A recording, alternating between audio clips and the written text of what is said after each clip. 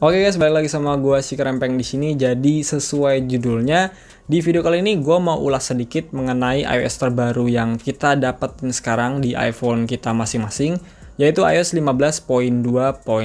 iOS ini udah dirilis kemarin malam ya, atau mungkin 2 hari yang lalu, bertepatan dengan perilisan yang beta version juga, yaitu 15.3 beta 2. Kalau ada waktu nanti gue akan ulas juga di video terpisah. Mungkin gue udah lama ya nggak ngebahas updatean iOS kayak gini, tapi walaupun begitu gue juga masih tetap ya ngikutin perkembangan iOS terbaru sampai 15.2 kemarin.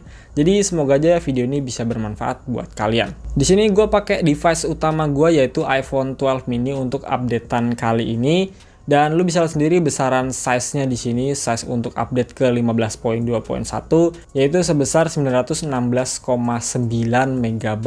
Cukup besar ya untuk updatean 3 angka. 3 angka di sini gue maksud adalah iOS 15.2.1, kan yang sebelumnya tuh 2 angka ya, 15.2. Jadi menurut gua untuk updatean 3 angka itu 900 MB cukup besar ya. Biasanya tuh cuma 600 MB lah paling besar. Tapi untuk setiap device itu beda-beda ya ukurannya. Bisa jadi device kalian tuh lebih kecil atau bahkan bisa lebih besar dari size yang gua punya. Dan gua saranin buat kalian kalau misalnya updateannya tuh di bawah 1 GB, gua lebih menyarankan untuk update via OTA aja ya, atau via iPhone-nya langsung.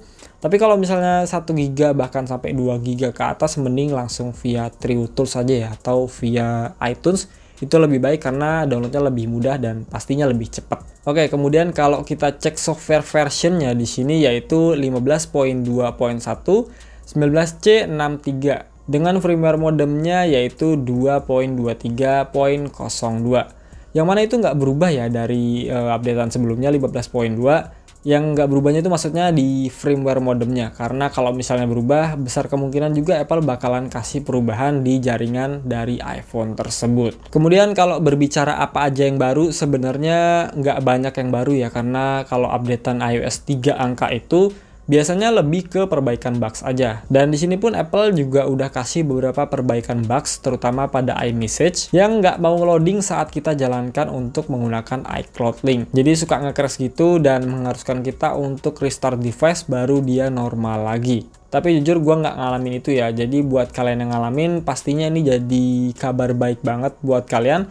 Langsung update aja ke 15.2.1 karena di situ Apple udah perbaiki untuk isu iMessage ini. Kemudian yang kedua, Apple juga notice untuk perbaikan bugs lainnya, yaitu mengenai third party apps pada CarPlay. Ini juga gua nggak alamin ya sama sekali, bahkan gua nggak pakai. Dan seperti yang gue bilang tadi, kalau misalnya kalian pakai dan mengalami, ini berita baik buat kalian, langsung update aja ke iOS terbaru ini. Untuk isu bugs yang diperbaiki oleh Apple, sementara cuma 2 aja.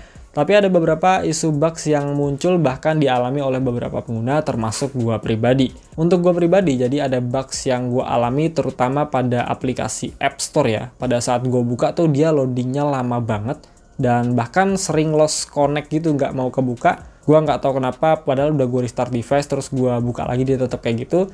Tapi pada saat gua update ke 15.2.1 terus gua restart device, gua buka lagi App Store, itu ya lancar-lancar aja, nggak ada masalah sama sekali.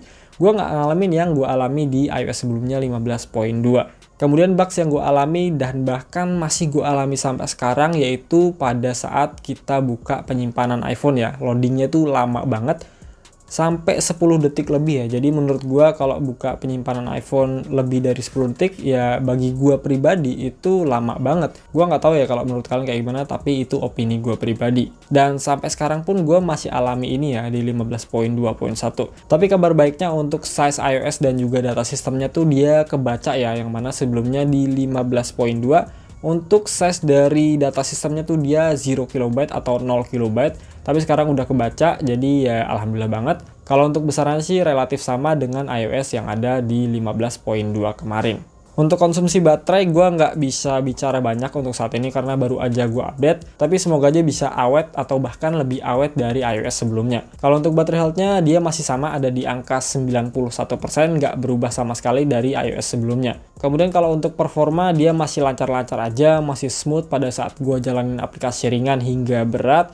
Gue buka tutup aplikasi dia nggak nge-crash juga, nggak lemot, karena juga ini kan didukung dengan chip yang lumayan mumpuni, A14 Bionic. Jadi harusnya sih overall aman-aman aja. Gue juga udah tes Geekbench Score, ini ada dua. Yang pertama di 15.2 dan juga 15.2.1. Di jam 20.20 gue tes pakai iOS 15.2. Kemudian di 20.59 itu udah pakai 15.2.1. Perbedaannya terletak di multicore-nya yang cukup besar berubah dari 3623 jadi 3804.